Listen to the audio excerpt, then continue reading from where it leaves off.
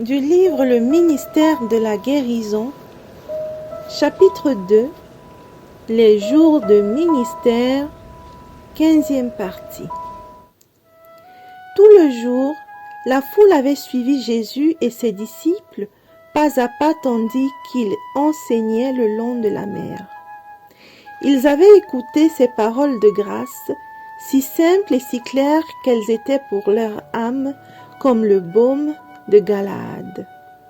Sa main divine avait procuré la guérison et la santé aux malades et la vie aux mourants.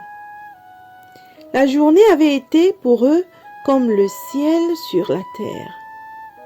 Ils ne se rendaient pas compte du temps écoulé depuis qu'ils avaient mangé.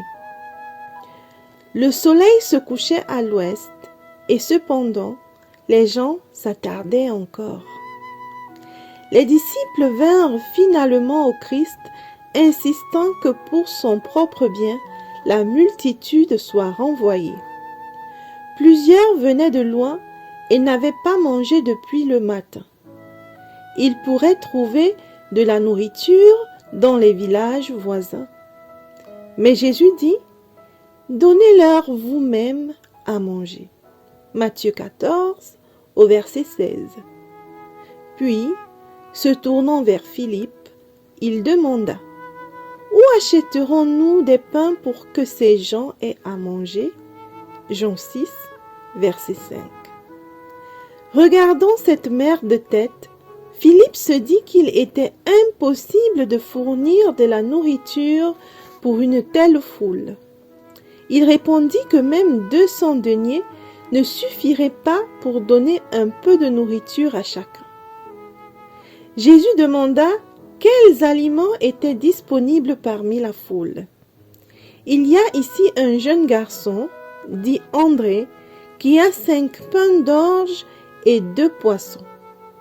Mais qu'est-ce que cela pour tant de gens? Jésus demanda qu'on les lui apportât.